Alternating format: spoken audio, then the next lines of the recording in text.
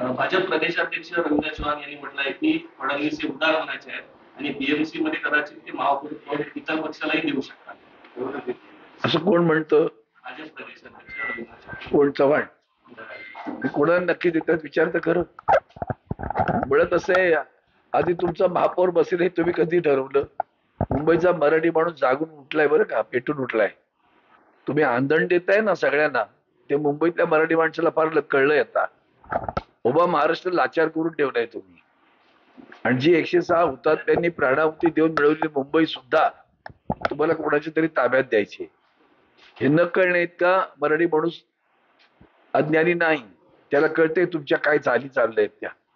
आणि म्हणून आधीच मराठी माणूस पेटून उठलाय. त्यात अशा पद्धतीची वक्तव्य म्हणजे मराठी माणसाने समजून घ्या बरं, यांचं दुटप्पी धोरण कसं असतं. 2017 मध्ये शिवसेनेला महापौर पद दिलं होतं असं त्यांनी त्याला जोड केली. उपकार नव्हते केले आमच्यावर, कळलं का? उपकार नव्हते केले, कधीच केलेले नाही त्यांनी. भारतीय जनता पार्टी कोणावर उपकार असतील ना तर शिवसेनेचे अनंत उपकार त्यांच्यावर आहेत. देशभरात शिवसेना वाढली असती. वंदनीय हिंदू हृदय सम्राट शिवसेना प्रमुखांनी घेतलेलं हिंदुत्व देशाच्या कानाकोपऱ्यात शिवसेनेला घेऊन गेले. आजही जा केरळ पासून कन्याकुमारी पर्यंत आणि बांगलादेश पासून राजस्थान पर्यंत, अगदी गुजरात पर्यंत तुम्हाला शिवसेनेची शाखा आजही आहे. आणि तिथं वंदनीय शिवसेना प्रमुखांचा फोटो, त्याला घालणारे हार, आणि आजही ते उद्धवजी ठाकरेंसोबत आहेत. अशी माणसं आज आहेत बरं का, निष्ठावान, विकाऊ नव्हे खोके घेऊन. तर ती तो विचार केला ना आपल्याला कळेल. उपकाराची भावना आयुष्यातच करू नका. तुम्ही मित्राला मारण्यात पारंगत आहात. तुम्ही इंग्रजांची नीती घेऊन जन्माला आलेले लोक आहात. शिडीवर चढायचं तर शिडीलाच लात मारायची. म्हणजे साहेबांचं एक वाक्य मुद्दामून सांगतो, मी महाराष्ट्र पाहतो, तुम्ही राष्ट्र पहा. तो त्यांना महाराष्ट्र तुम्ही पाहू दिला नाही. उंट तंबूत घुसला आणि तंबू उकडून घेऊन गेला. ही त्यांची वृत्ती आणि नीती आहे. संजय शिरसाटांचा एक व्हिडिओ काल व्हायरल झालाय, तो वादग्रस्त ठरलाय.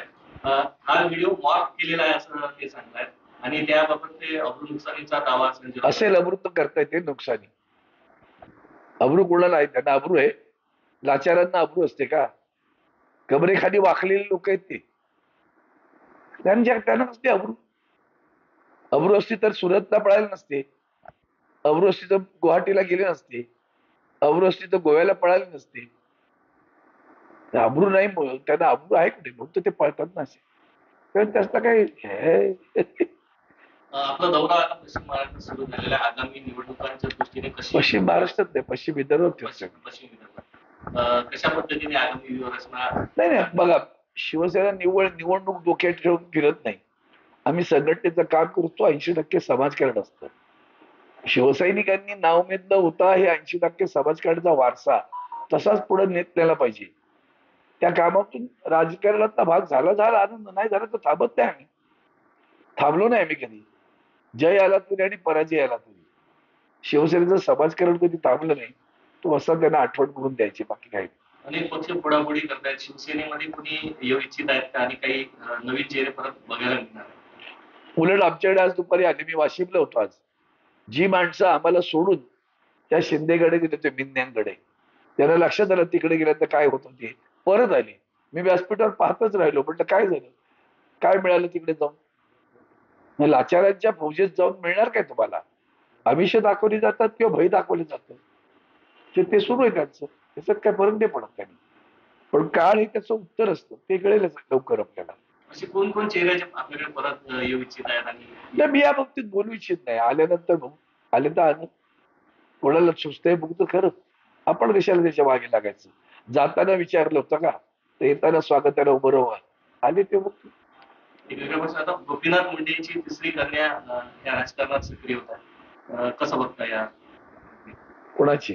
गोपीनाथ मुंडे तिसरी कन्या.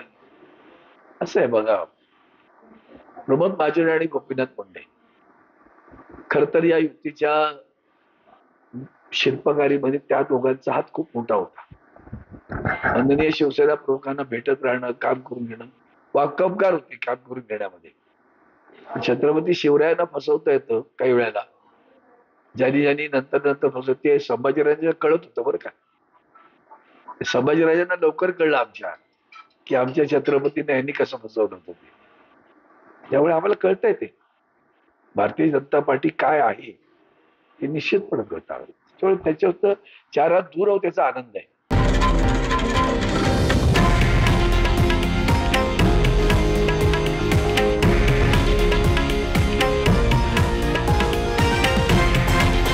हे आहे देशातील नंबर 1 न्यूज नेटवर्क आणि आपण पाहत आहात TV9 मराठी, एकमेव.